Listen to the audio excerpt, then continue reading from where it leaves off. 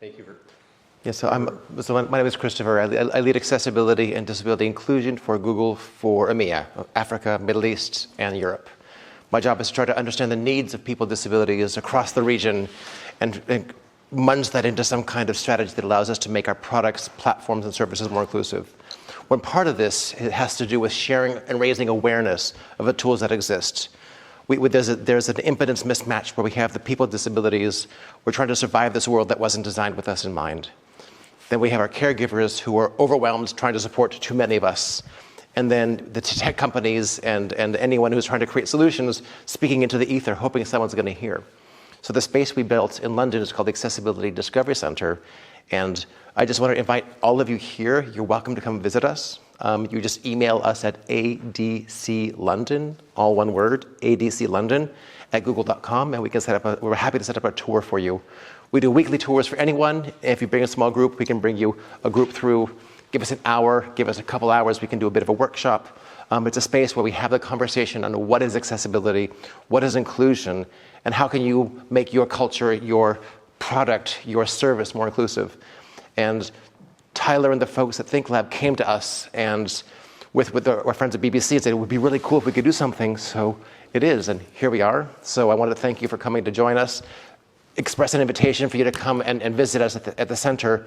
But I really am honored to have Gokul here as a personal friend who is really deep in this space, so I will pass literally the microphone to him. So I'm going to talk about an inclusive mindset, but I'm going to share a little bit of like stories. So an inclusive mindset, right? So I'm going to share the lessons of what an inclusive mindset is, but also share a little bit about my background and how I gained this inclusive mindset in the work that I'm doing in Google, right? So you'll be hearing lessons of listening, learning, understanding lived experiences, and also building allyship. So just a little background, how I got into this space of inclusive design and working with people who are neurodivergent, working with people with disabilities. It's interesting. I have a background in engineering, so you're going to hear a little bit about my life story. So this is going to be therapeutic for me to just share this with all of you. So in my former life, I was an engineer. I was a mechanical engineer. I was a manufacturing engineer. I was designing microchips for Cisco. And I was working on my PhD, and then suddenly, after like 8 months, I was sitting behind my desk at work, and I said, do I see myself doing this for the rest of my life? And so I quit my PhD. I was in Southern California. I moved back to India, because when I quit my PhD, I found I was on a student visa. I had to leave the country in 2 weeks, so good choice, right? So I went back to India. I was volunteering in villages and slums. I was teaching in schools, and I just decided that I wanted to move into education. So I started a new PhD in the learning sciences and cognitive psychology in Vanderbilt University. And I was just working in schools, designing educational environments. But in my second year, I decided to volunteer at the Children's Hospital. And the first patient that I met was a young cancer patient, and his name was Brandon Bradley. Met him, and I met Brandon, and I said, Brandon, I'm excited to work with you. And he said, Gokul, I'm bored. There's nothing for me to do in the hospital. He said the playroom, he's 17 years old, and he said the playroom is just mainly meant for younger kids, but I'm an engineer, and I want to design and make things. So he said, Gokul, can you help me? I was super nervous, because patients are brutally honest. If you give them something that they don't like, they will tell everyone in the hospital that they don't like you. They will have a picture of me everywhere in the hospital saying, please don't let Gokul back in, right? And so I went back to my desk, I got a shoebox, I put in some Legos, I put in some circuits, some art and craft materials, and I gave it to Brandon. And I said, Brandon, here's your mystery box. And I want you to design and make anything you can imagine using the stuff in this box. I never knew how it would go. I thought it would take maybe a couple of weeks, maybe we would throw it into the trash and I would be banned from the hospital. But next morning at 5:30 in the morning, I got a message from Brandon's mom, saying, Gokul, you need to come back. Brandon actually made something. So I went back, and I found he built a nightlight for nurses. And the purpose of the nightlight was to illuminate the patient's bathroom, allowing nurses to determine if any trash needed to be disposed of, without the nurse turning on a bright light and waking up Brandon from sleeping. So just like an engineer, he identified a problem and came up with a solution using that box. And I asked Brandon, why did you make this? Your mom could have gone to the store and got a motion control light.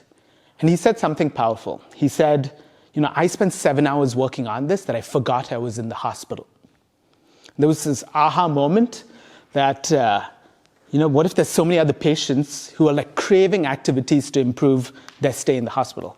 Story, we can edit this piece out. I went to my professor and I said, we create all these interventions in schools and museums, but what about kids in the hospital? So I was dropped as a student.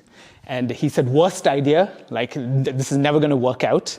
So which was the best thing that happened. Sometimes the best ideas happen when people say, no, stupid idea.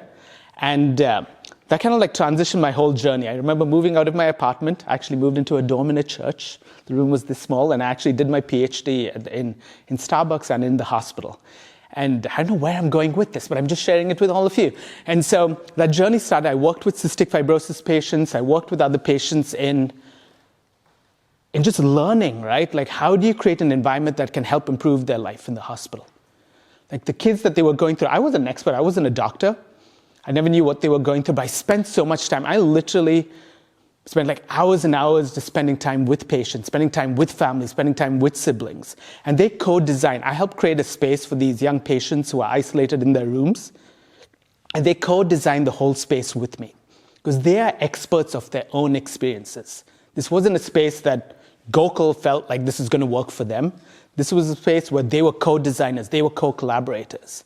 And we created a mobile maker space for cystic fibrosis patients. If you're familiar with cystic fibrosis, they're isolated in their rooms for weeks at a time. They have nothing to do.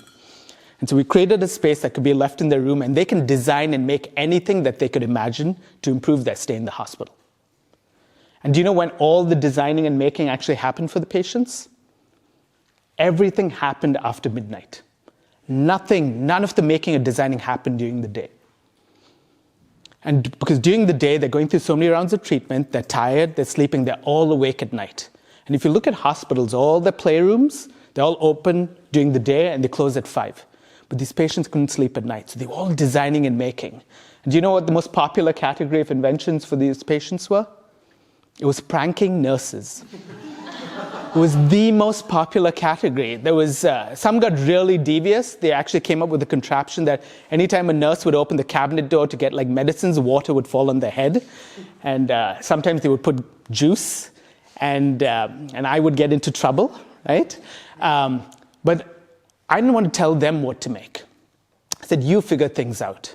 And so it's just the whole process. There was another cool thing I'm just going to share. A young patient came up with a mood necklace, and with different colored lights to better express how he felt. And a green light would be, hey, I'm in a good mood, you can talk to me. And a red light would be, I'm not in a good mood. And I said, why did you create this? And he said, well, imagine if somebody asks you 50 times a day, how are you doing? How are you feeling? How do you feel? And I said, I wouldn't feel that good. So he came up with this mood necklace to better express how he felt. And so just the whole process of like working with cystic fibrosis patients, that transition to working with young cancer patients, adolescent and young adult cancer patients at Stanford Children's Hospital. And we opened up a space within the kitchen in the cancer ward. And we turned this space into a beautiful space where the patients became the co-designers of this space. And when they were taking breaks from like chemotherapy, they would come into the space, they would design and make things. They just transitioned with really understanding what the patients want, right? This was not about me, it was shedding my ego of like, this is what I feel that works, but working with patients. And kind of like that whole, I'm going to get to this whole thing, but it's, after working with young cancer patients, there was a pediatric palliative care facility that asked me if I've ever considered creating a space for pediatric palliative care patients. And when I went to that facility, it was a different environment. These were dying children, right? These were the edge cases.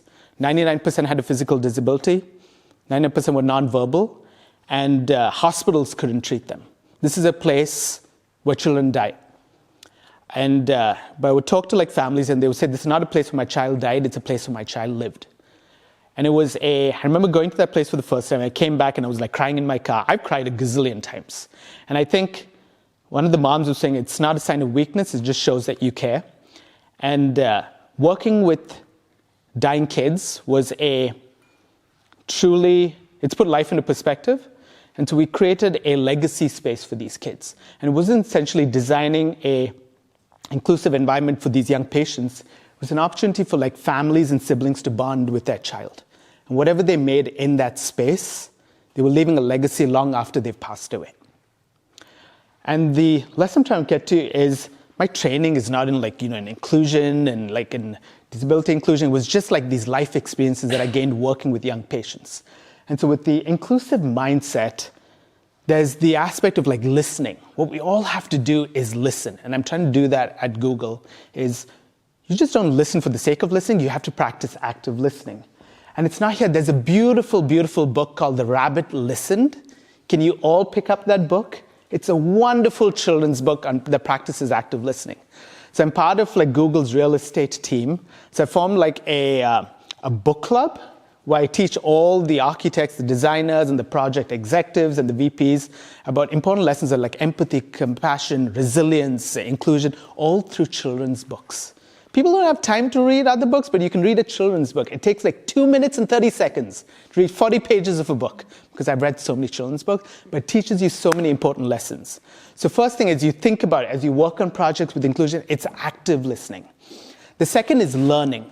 So you have to move beyond that. You have to take the effort to learn by yourself. So when I worked at the palliative care facility, I spent so much time like first listening to like patients, listening to like the nonverbal signs of patients, talking to like families, siblings, and like nurses. And then the second aspect is learning. You have to engage in learning. You have to make that conscious choice of learning. You have to pick up books. You have to like read. You have to go online. You have to understand. And so when I was at the palliative care facility, the first thing that the nurses and all the clinicians said, I have to understand what like death and dying is. I have to first be comfortable using that term, and I have to read more about it.